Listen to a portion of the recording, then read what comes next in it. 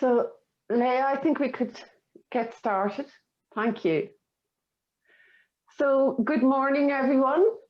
Bon matin. I would like to welcome you all on behalf of the France Ireland Chamber of Commerce and our partners, sponsors for this event, Mazars.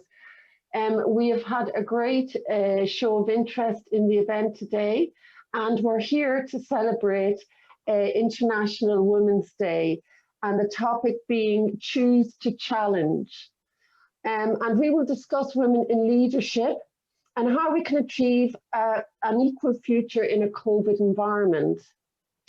Now, before we start, I'd just like to first of all say, I hope you're all sitting there with a lovely cup of coffee and croissant du beurre.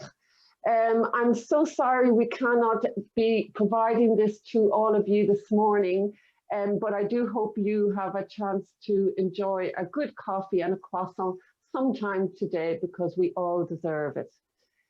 Before I move on, just to remind you, we have a chat button at the bottom of the screen. That chat button, where we have the Joyeuse Journée Internationale des Droits de la Femme. We have got the opportunity there to put questions that will be answered to the best of our ability at the end of the session.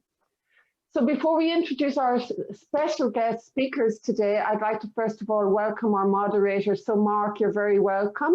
Mark Fenton. Mark has been involved with the Chamber for many years, and he is the founder and CEO of a company called Massive Consulting, who are specialized advisors in diversity and inclusion and also executive coaching. Mark's company supports cultural understanding, transformation, the embrace of domestic and global organizations, primarily in Ireland, UK, and continental Europe. And Mark also has worked in France himself, and he led the D&I program for the AXA Group in Paris for many years. So Mark, I'll pass it over to you and let you introduce our speakers today and begin the fireside chat we want to have on our future in this COVID environment. Thank you. Thank you very much, Cliona. Bonjour à tous. Thank you everyone for making the time this morning to have this interesting conversation. And my job is the easy one. I'm here just to throw questions. We're going to get some great answers to those questions from my two fantastic panelists. So I have the pleasure to join today with Margot Slattery, who I know is a neighbour of mine in Dublin, and she is now the Global Chief Diversity and Inclusion Officer for Sodexo worldwide. And we also have from France, Cécile Kossoff, who is the Group Chief Brand Marketing and Communications Officer of Mazars, but also interestingly, formerly of McKinsey, where you were a leader and a co-author, I know, of the McKinsey series of research, Women Matter. So it'll be interesting to hear your perspectives on both of those things. I suppose, as Cliona mentioned, the tagline for this year's International Women's Day is #ChooseToChallenge. And it said that, you know, a challenged world is an alert world, and from challenge comes change. So that's really why we're here today. And I want to maybe ask a first question, maybe a personal view and a professional view to you, Margot, and then Cécile. Why do you personally choose to challenge when it comes to gender equality? Thank you, Mark, and thanks to everybody for joining with us today. And it's great to be here. And I suppose I'm starting off on the celebration of women and the day that it is. I guess the reason that I choose to challenge is that we're still not in a world that, even though women make up over 51% of the equilibrium of the gender of the world, we still don't see equality. So until we see equality and full equality, then I choose to challenge. And maybe the last point I'd make, Mark, is that I'm very aware of, through the course of the last year, particularly the last year and the pandemic, that I suppose the opportunities for women, the advances we've made, and the challenges for women are particularly hard, and women have been hugely disadvantaged, particularly in health and in so many things. We see in our country, you know, everyday cases around cervical smear tests, everything.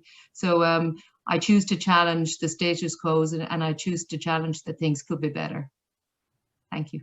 Thank you very much, Margot. And I can feel that passion, and I know that's true, not only today, but 365 days of the year. Cécile, why do you choose? Good morning, and thanks for making this fireplace chat. I'm thrilled to be here with Margot. And well, actually, I think it's a very important moment, because when I thought about what do I want to challenge, I think I can think at least of 4 very important topics that I want to challenge. The first one, Margot mentioned it, is women represent half of the world, over half of the higher graduates, and they are still very, very underrepresented in the management decisions and top management decisions of companies.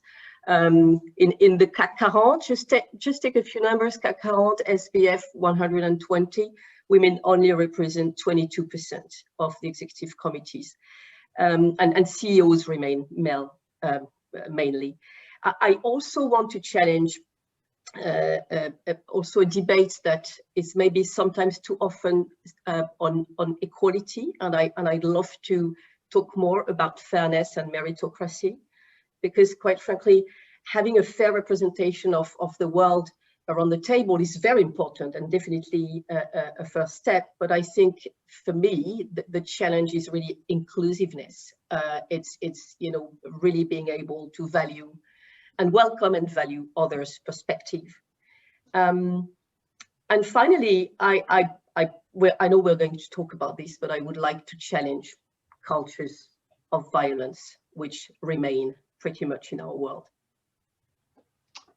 Thank you very much, Cécile. And I know that area of gender-based violence is something that you personally and your organisation have been a big supporter of, as has Sodexo.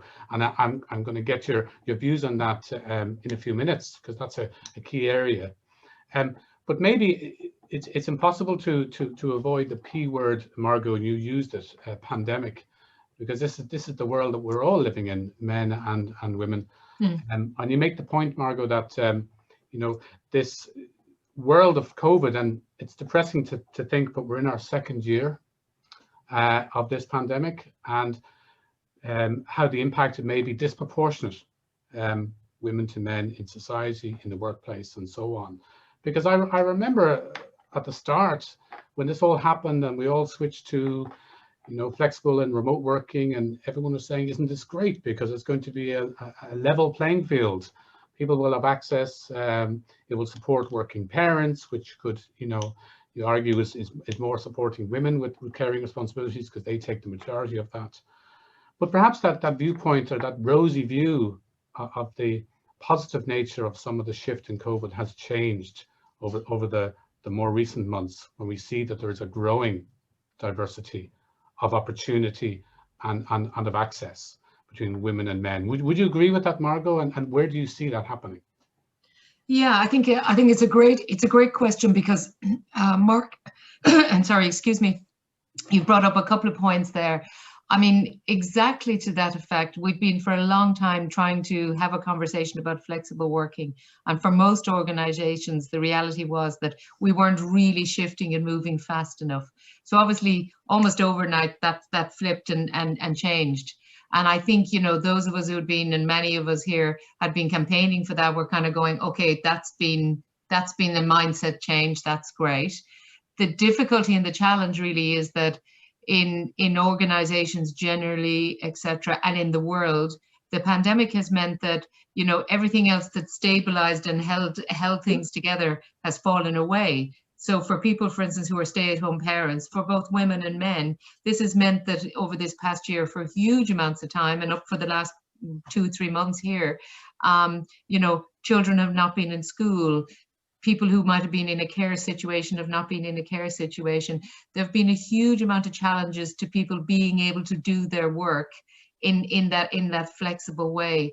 So when we talk about flexibility and we look at that way of working, I like to think now the next challenge is, how is it smart? How is it adjustable? How is it adjusting to people's lives? Are we still expecting people to be on Monday to Friday, you know, and the reality of work is 8 until 7 p.m. or whatever, be always on email, be available all the time?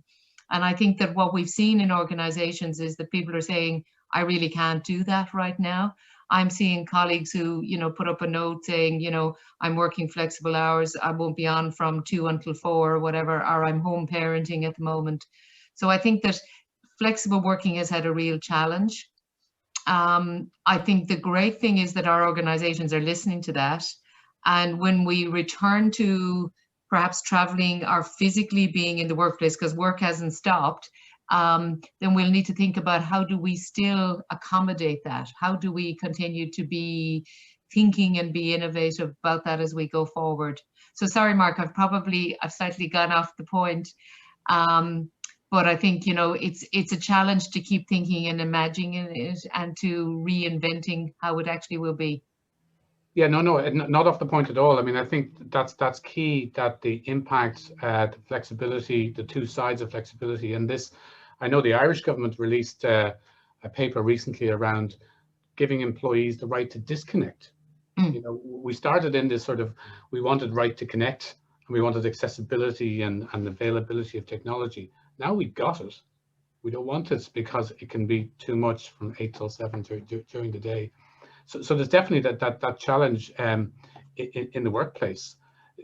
Cécile, I'm also interested in your view on this in the workplace, but maybe also broader, not just in the workplace, but more broadly in society, the impact of COVID. Yeah, well, first, of course, I fully agree with what Margot has just said. In addition, what I've noticed is definitely really good push and positive evolutions in the corporate mindset. I think the COVID-19 helped bring a number of innovations and push the boundaries of how we work. And actually, there was this amazing, you know, technology-based flexibility that was forced to happen, and which actually brought good things.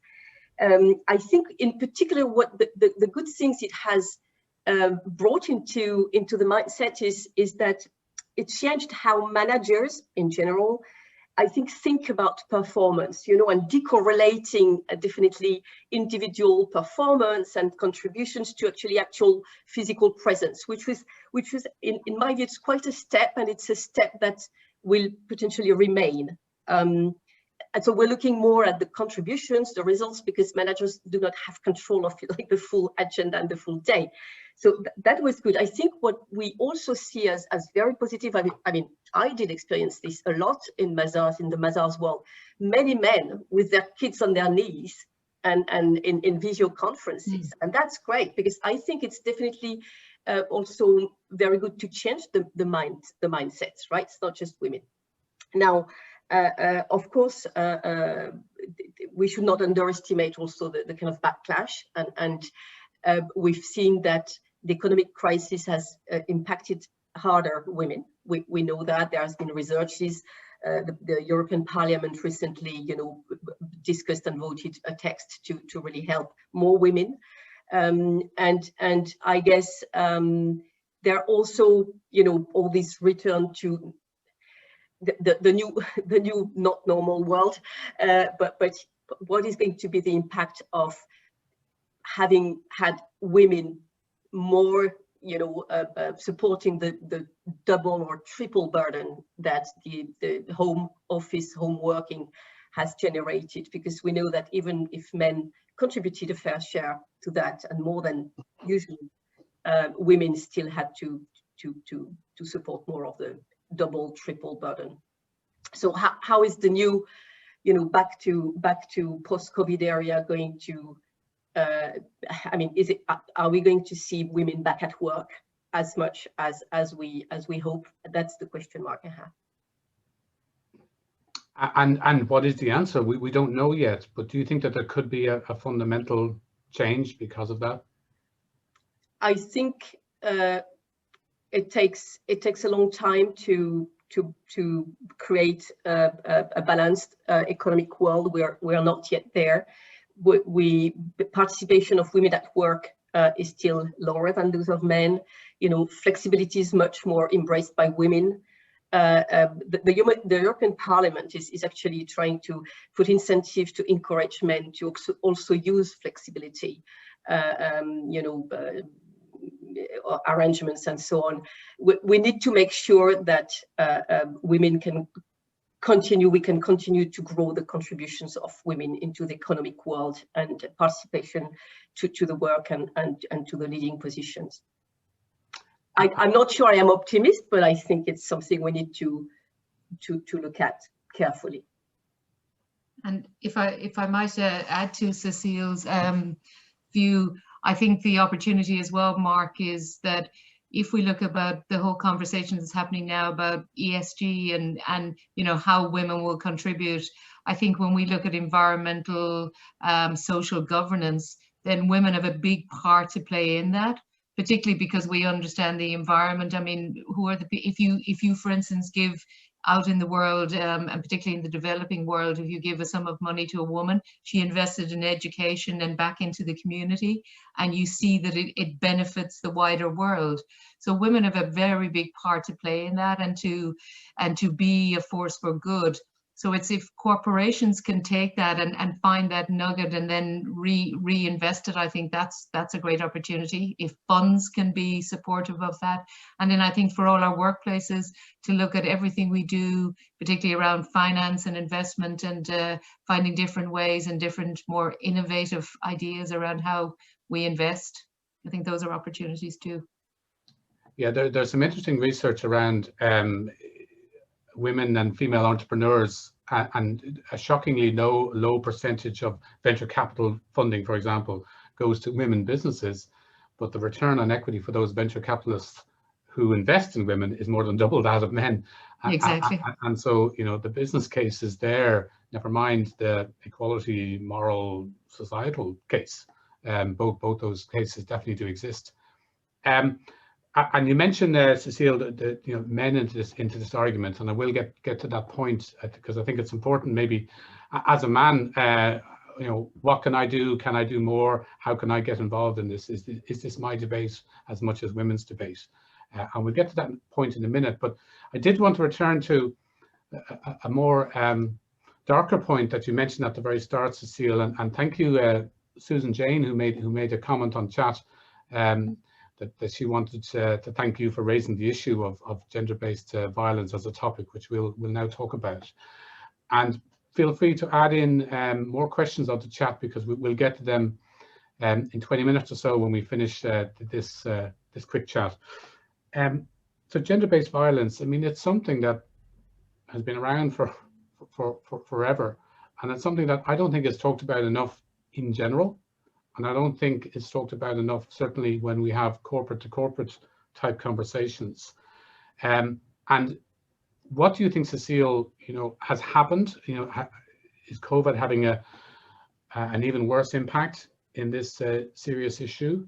And what can we do as organizations? Most people on this call are working in organizations, some of them in large global organizations like Sodexo, like Mazars. What should be done? What can be done? Yeah, definitely. We know, I mean, it's all over the news that COVID-19 and the home containment has really increased the number of home violences, right? Of course, it's a big topic. And the roots and actions lie in many places. I think, of course, government and security and so on. But I do think that the corporate world has a role to play in a way. First, I have a conviction that if women grow in autonomy, they will grow in security.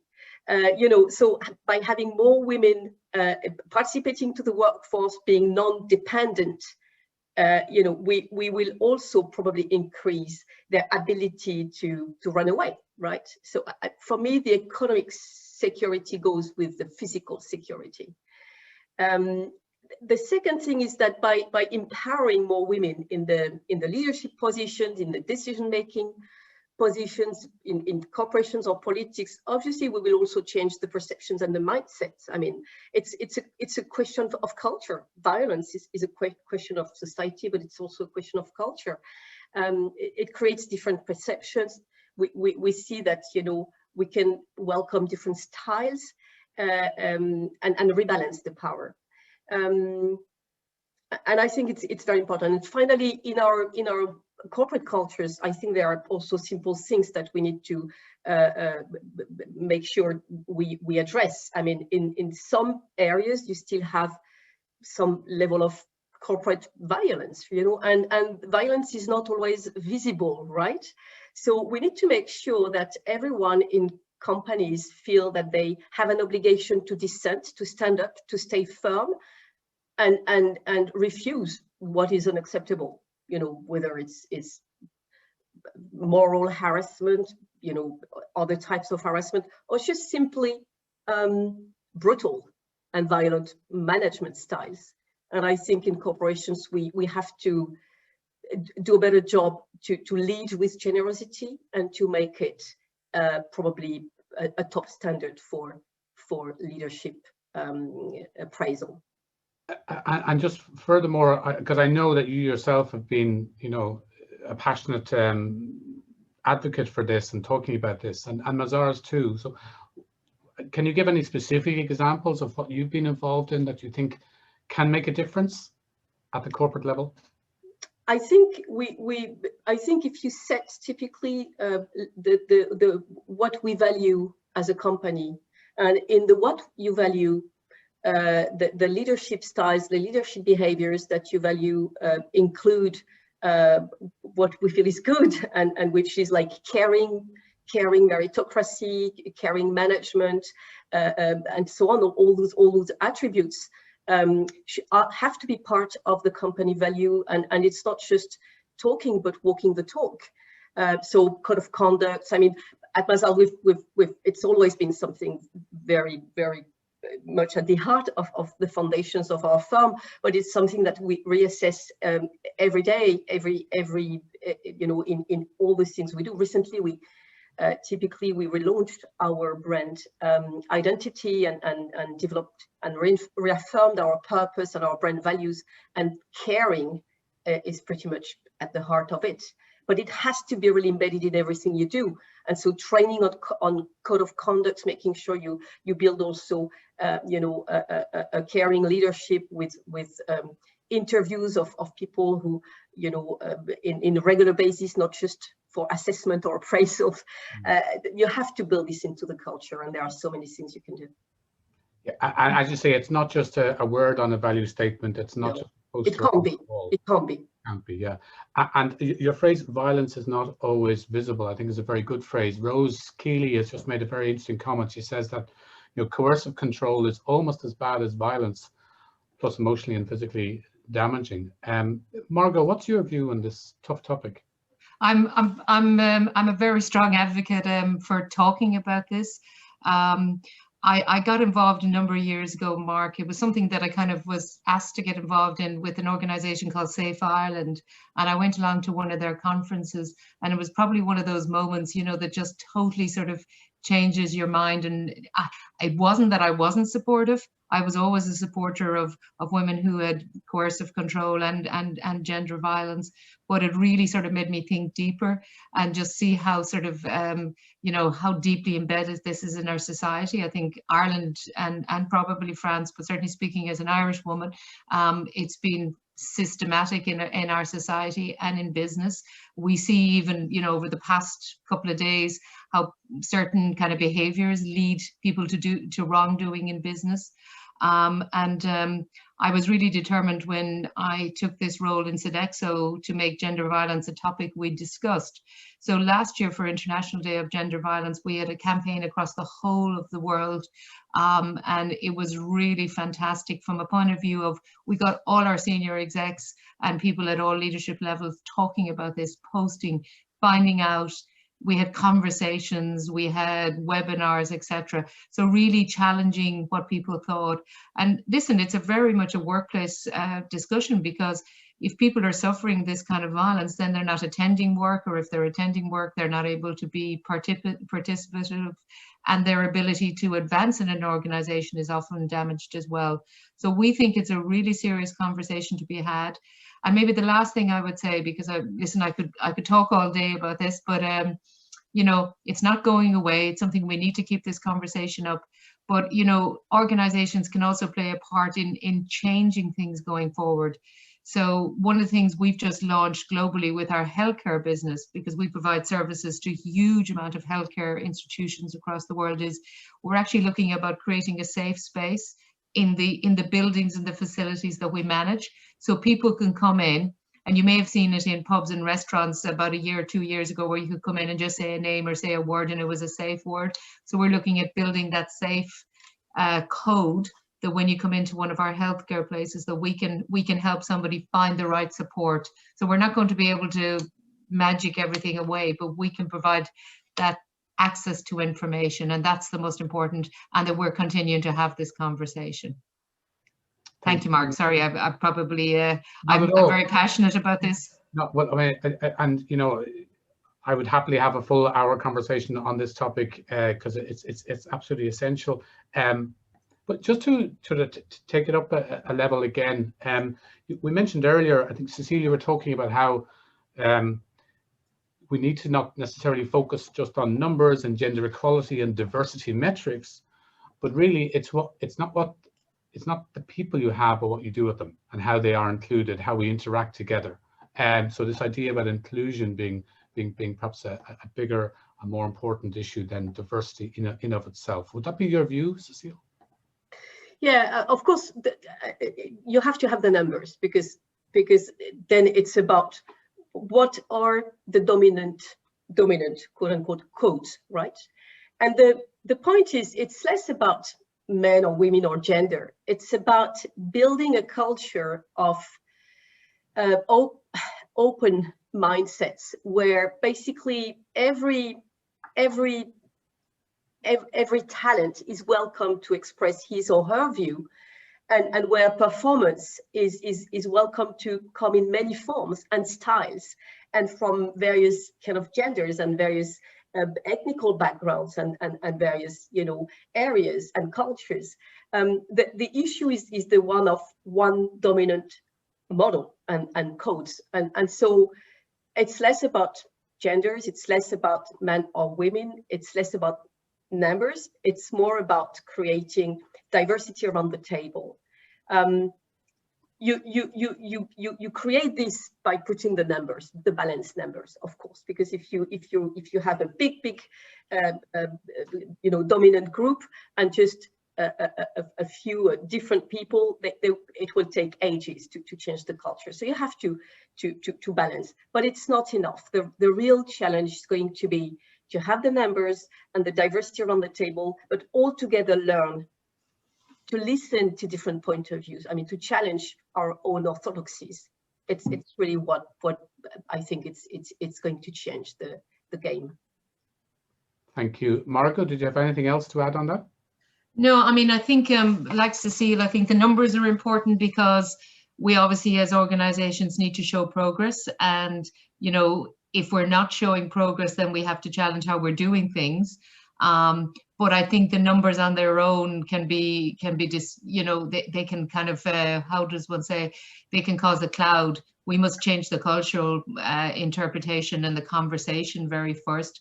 And it goes back to what Cecile, I think, spoke about a little bit earlier on. You know, do people feel comfortable to be able to have their voice heard? And that's people of both genders, and the intersectionality of all of our people in workplace. So do we have a culture where people can have their say, they can be themselves, and they can be, you know, their different personality types and all that brings along?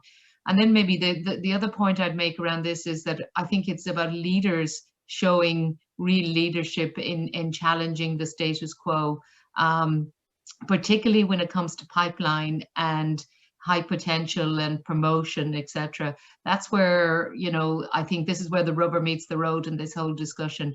Are leaders actually going out of their way to say, I want to make sure I have a balanced slate when I'm looking at a talent pipeline? I'm making sure that as I as I appoint roles all around the world, that I'm looking at the cultural fit, so people from those countries, and that I'm looking at both genders, and I'm looking at the other intersections of diversity and inclusion. I'm making sure that people are mentored and supported to get to the role, so that we don't write people off just because they don't have the right academic qualifications. So seeing, I think, all of the potential in a person, and that's very important as well. So I'd be struggling if it was just numbers, but it is part of the process, absolutely.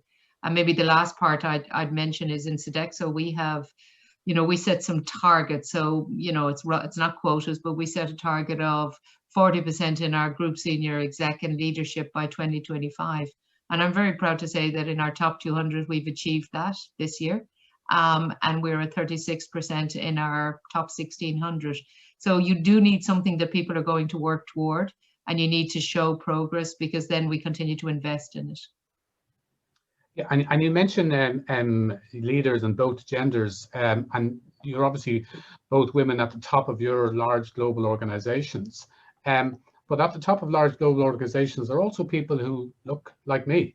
And, as a man, I am very committed to gender equality, and I do what I can do. But I do know that some other men, and there are some men on this call, perhaps there are a lot more women than men on this call, which is interesting. Although Stephen O'Sullivan has put a very good question, which I'm going to put to the panel later on. Thank you, Stephen, for that question. And please, more questions do come in on the chat.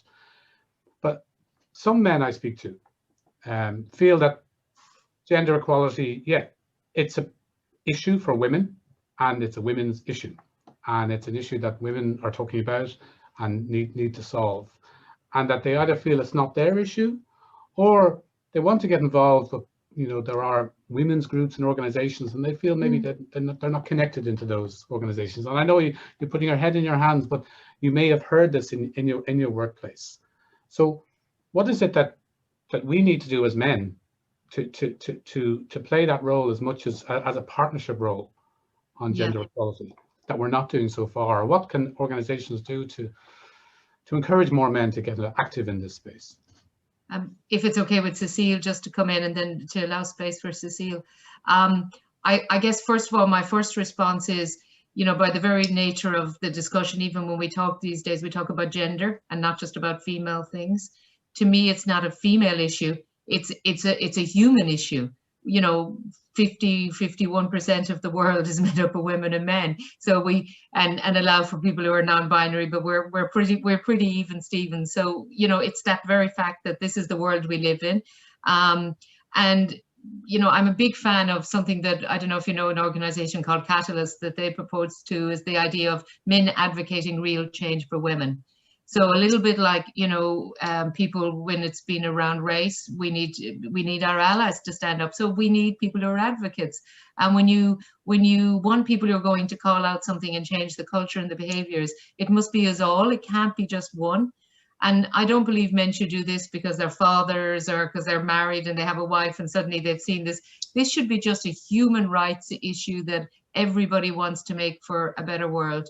And if you're at a senior leadership role in an organization, you want the best people with the best brains, the best ability to deliver a return on capital invested. And therefore, that has to be a balance of people. So it's absolutely a leadership issue to the healthy delivery of your organization. So for me, the business case is really clear. Men should be doing it just because, as I would expect women to do it for men. So to me, it's about balance. Cécile?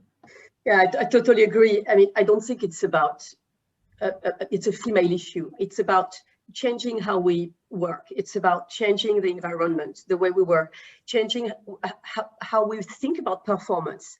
It's not about either making exceptions for women, for example. This is a journey which is about making and building a meritocratic environment where all the talents are welcome to contribute. That's what the journey is about. And therefore, actually, I would have an advice, not just for men, but my first advice would be for the women. The women who are, working, trying to change the situation in the companies. we should break the female silo in the way we approach gender diversity programs. I mean, we should definitely include an engagement into the conversations. We should stop having just events where for women and where we have women talking to each other. It's important to have those kind of communities together, but it's very important that we welcome men into the dialogues. Around me, I have wonderful men who are totally supportive, and you know, there is not even a debate here. So it's very important that we make sure that we don't stigmatize men or make them feel that they are responsible for it. A lot of men want to change to happen, and most of the time they just don't know how to do it. Another issue is the bias. You know, even when you want to do it very well, probably you don't see it all the time as you should. So we have to make this a collective training. Again, not a training for women and about women and how women, but it's a training about how do you know, kill your bias and become more inclusive. Now, I have an advice to to the men who are leading in the leading positions and in the leading seats, because I mean, they own the governing bodies, right? Let's face it. I want to tell them that it's not just about mentoring or patronizing women. It's about sponsoring women. It's about, you know, putting your skin in the game. It's about performance. It's about being collectively more performant. So usually, you know, you see recruiters, you know, being more hesitant, hiring a woman, rather, you know, a woman, because we tend to have higher expectations on women. I want to tell men leaders, be brave. I mean, it happens all the time that we hire you know, incompetent men for some jobs. I mean, be brave. It's fine. I mean, be brave and hire women for these jobs. And I think it's really important that it's more than just mentoring and talking to women. It's definitely, you know, sponsoring is important. Yeah, and I've seen that myself when I have the opportunity to work with some organizations. There's a real difference. I've heard that phrase used, that women are over-mentored and under-sponsored. I think talent is over-mentored and under-sponsored, frankly. And this idea that mentoring is people talking together, sponsorship is about talking about somebody else. I can see that. And the other thing you mentioned is this idea that as men sometimes feel, we talk about having a psychologically safe environment where people can speak up, you know, whether it's in relation to coercive control and gender violence, but more generally just about speaking up for inclusion. But I read a phrase recently which is about psychological standing, where men or other people need to feel as if they have a role and they have a commitment and they have a requirement to be part of the debate, part of the solution. So it's about that psychological safety and psychological standing, which I think is really interesting. So we talked a little bit about the role of men and women in partnership. Just to take it up a level in terms of government and regulators, and we see in Ireland, in France, around the world, there have been some directive legislative approaches, whether it be gender pay gap legislation, which has been in progress in France for a number of years. It's stuck in our political system at the moment, and I think that's an issue in Ireland. But is a rules-based or a legislative approach to gender equality, is that helpful or harmful? What would be your view, Margot? I think it's helpful. I think everything is appropriate for a period of time, Mark. I look and think, if you go back to the Lord Davies report in the UK a number of years ago, it definitely shifted and made for a change around boards and the discussion, and then accelerated that. And we see in France kind of a lot of work done by to improve the situation in the CAC, etc. I mean, I consider that Sodexo is a great example in that we have one of the few companies in France where our chair is female and her board is made up of 60% women. I think in relation to Ireland, certainly, and I can speak more from perspective of being Irish, you know, we've been slow in our progress. And so we've seen the 30% club, the better balance, etc., has definitely made for a better tone of conversation and has driven things for improvement. I think if the government was depending on the same old that it's always had, nothing would change. And unfortunately, when I listen to our Oireachtas and I hear some of the debates every day and some of the very inane sort of discussions, I would fear for the change. So I think it's really important. I think it's been very disappointing. You referred to the gender pay gap. I think it's very disappointing that it hasn't accelerated over the last couple of governments, and we need to do something fast. So I think there's a place, there's a time, and it should be the interventions come along when it's needed, and then perhaps there's a step back, because I don't know that it necessarily is there forever, but for a moment in time. Thanks, Margot. Cécile, what would be your perspective then? Because obviously France has had some, like gender pay gap, have had that in place for a while. Has that been a good thing or a bad thing? And other legislative levers? Yeah, I think gender pay gap is a matter of executing the law. It's less about the law itself. So we could debate for a number of hours on this. I think the question is really important because and France has an experience here. You know that 10 years ago, I mean, we recently had the anniversary of the Copé-Zimmermann law, which imposed 40% of women in boards, right? And actually, this law proved to be, the text proved to be extremely effective and delivered over expectations, because now we have 46% of women on boards in 2021 in the CAC 40, and nearly 46 also in the SBF 120 boards. But you know, and it would actually, it would never have happened if the law was not there. The one thing is that the law was supposed to be actually to have an impact also on the appointment of more women on the governing bodies, on the executive committees and so on. And we know it was not so successful for that. So now there is a question of should we also have this type of text and law for executive committees? But there is an interesting study that has shown that without clear, legal mechanism, it would take 80 to 100 years to actually bring parity into the executive committees of companies.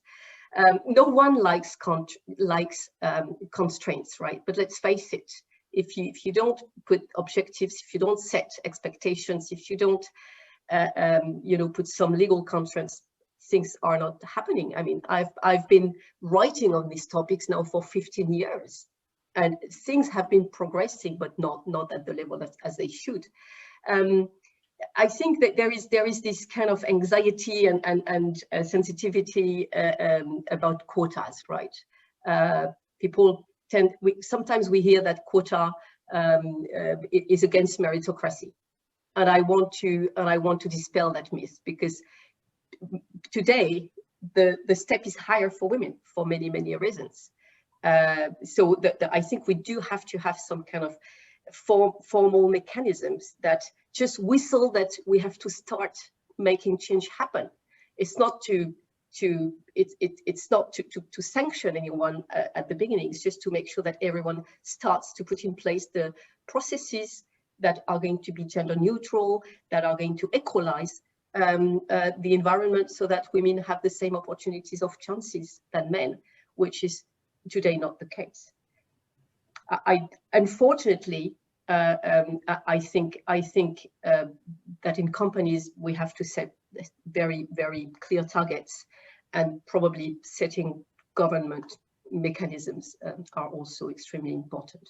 And this touches, I think, on a difference between equality and equity, right? So this whole debate started in more of an equality perspective, or giving everyone the same access, giving everyone the same start in life or in the workplace. But equity is about giving everyone the same finish, giving everyone the same. So equity means treating people differently for whatever reason. whether that's women, whether that's minority groups, whether that's people with disabilities, whatever it might be, that some people need to be treated differently and give different opportunities so that they have the same finish. I think that's very, very true. Yeah. But I think, Margot, you're saying is that it's something that can be done maybe context specific, time specific, saying we're going to do this, this is why we're doing it. This is a sort of proactive approach, but it's not necessarily forever. Yeah, absolutely, Mark. And I mean, if you look in Ireland, again, just talking an Irish example, the last couple of years and what's been done, we say around better balance, etc. We've definitely seen more women on boards. We definitely see more women on Fortune 500s and top companies and Irish companies. So there has been some improvement, but it has a way to go. But would we do that forever? No, absolutely. And I think, like somebody else has talked about something else on the chat, we need to make sure it doesn't become a jaded conversation and is inclusive in itself. So you do equity for a period of time to bring everyone up to the level playing field, and then you say, well, that's been achieved. However, we're not there. It's a beautiful segue, Margot, because I was about to just go to some of the questions that we've been getting in, and thanks everyone for posting some of these questions. I want to get to them now. A couple of questions that I'll ask the panel, and then before we finish, I will get some final nuggets of wisdom from Cécile and Margot, because it's an honour to have them here with us. You've touched on that question from Dr. Graham Love about preventing being jaded. There's a very interesting question from Oriane Pierre-Justin, and it comes back to your point about intersectionality, Margot. And she says that one of the things that she's been able to notice in Ireland, a common issue everywhere, but perhaps obvious from her experience in Ireland, is the place of women of colour in the workplace, specifically in higher positions. So do you feel, Margot, that there's a lack of representation of Irish women of colour, and what can we do about that? Yeah, absolutely. And I agree totally. And in women of colour in so many things, not just in leadership, in the whole of the pipeline. And organizations, I think, need to take most definite steps to make for change. So one of the things we changed this year was around our work. We have an organization or a gender group called So Together, which is around raising our numbers. And so we've put into that and written into the objectives for this year is that we also raise women of colour. So it can't, it's that's intersectionality. We either, if we're going to rise up, then we rise together, and we don't do it as a kind of a different way. Most definitely, I don't believe we hear and see enough of women of colour in all aspects of life in Ireland. It's improving somewhat from 10, 15 years ago, or when I was a youngster, but still a long ways to go, I think. And Cécile, would it be a slightly different situation in France or not? No, I think in France we also we face the same issue. And again, it's of course there are many routes explaining that, but in corporations, making sure that we put in place neutralizing processes so that we make decisions on hiring, on recruiting, hiring, promoting, appraisal, which are unbiased as much as possible, is definitely a way to improve. Yeah, absolutely. There's another question that's come in, and it's talking about the engineering industry, but I think it could apply to a lot of industries. And the person says, there's a culture of men in engineering. That has changed, but it's still very male dominated in Dublin, outside Dublin. I'm sure it's the same in France. How would you recommend this is broached with the male management, this inequality in this particular industry?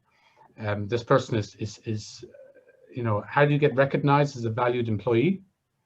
How do you get equal pay? This person is struggling with this aspect in a male-run company, a male-run environment. What would be your advice, Margot, to that individual?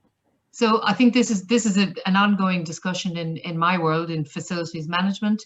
So it starts from a point of view, and it's in so many roles. Engineering is one of them. So we have a big campaign around women in FM. So it's challenging the stereotypes, first of all, about who does a role. And you know, we saw that ad, I think, you know, where the kids in the classroom and the engineer came in, the pilot, the astronaut, and how the kids had spoken about them first, and then when they took off their helmets and when they saw they were females, how they changed. And the reality is we live in a stereotyped and a gendered world from our past, but we can change the conversation.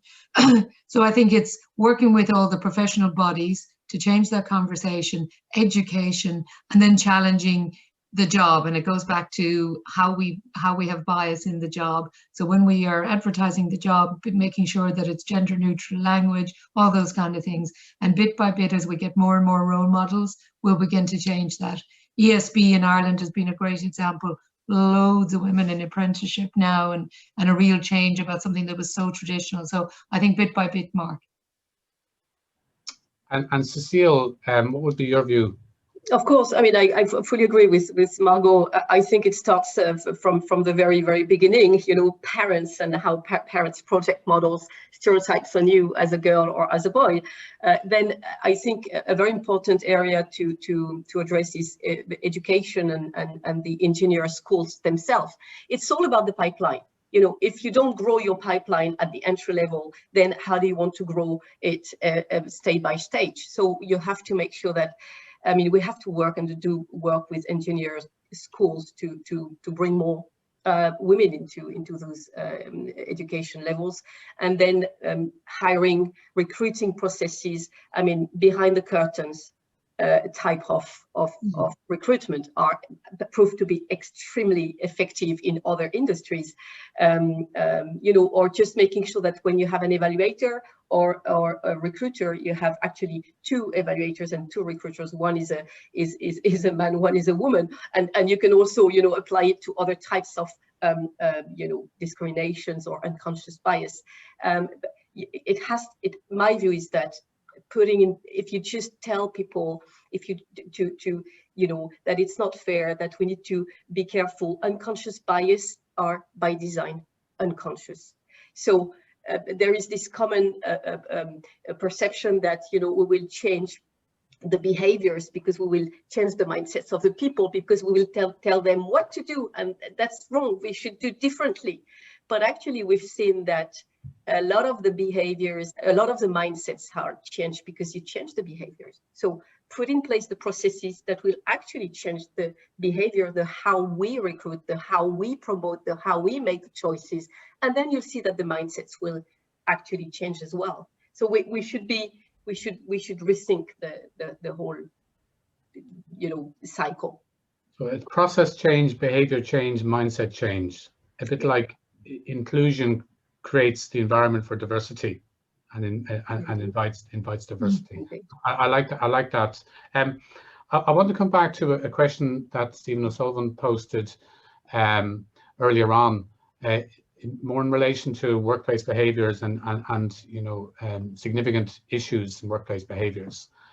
And he says that he's talking about the pharmaceutical industry in which he works in France, and HR supported mediation structures.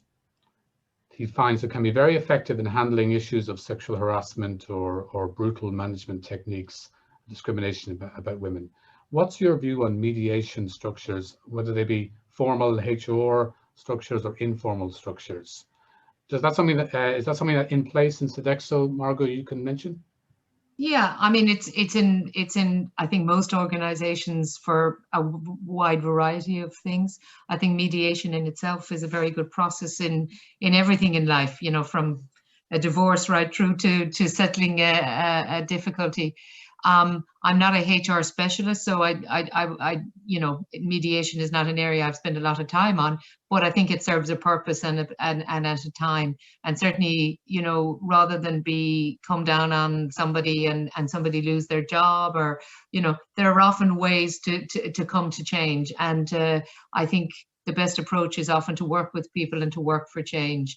But around things like sexual discrimination and sexual harassment, I think it's very important that organizations have clear policy on it. They mandate that it's just not acceptable, and people are trained and they sign off on that. So if you know that this in the very first instance isn't acceptable, then it shouldn't even be coming to happen. But if something happens, we should then deal with it in a way that is human and but taking into account the victim at all times. I think that's very important. Yeah, absolutely. We only have a couple of minutes left, and the time has flown by. Thanks so much for this great conversation. So as I said, I want to maybe give you the opportunity to, as a shout out to the audience here, a call to action perhaps for all of us who are listening, or all of us who can then influence others.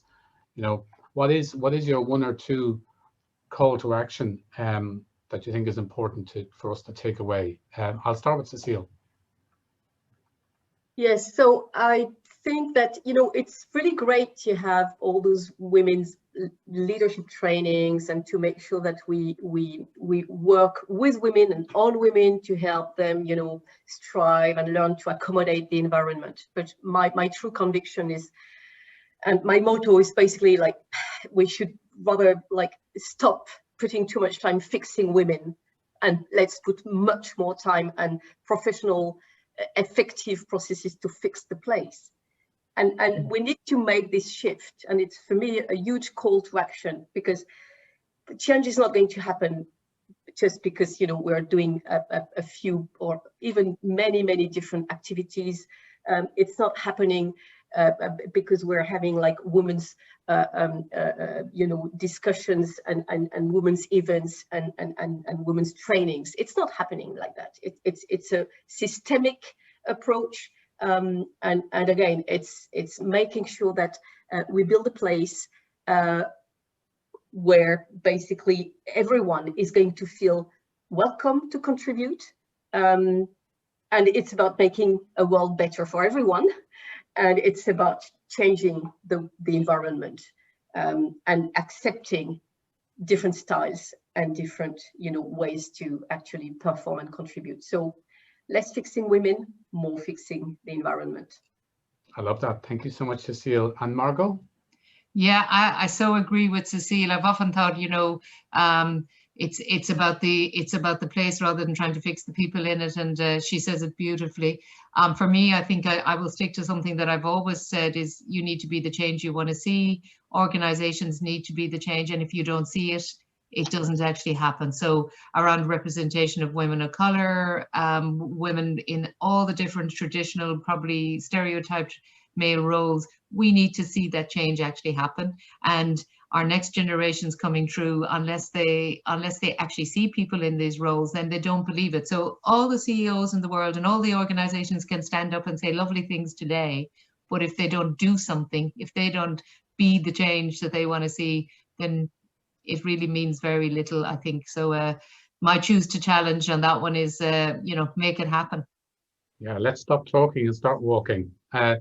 Thank you so much. So, I mean, it's been a fantastic conversation. I just wanted to thank Margot Slattery, the president of the France-Ireland Chamber of Commerce and Global Chief and Diversity and Inclusion Officer for Sodexo, and Cécile Kossoff, the Group Chief Brand Communications and Marketing Officer for Mazars.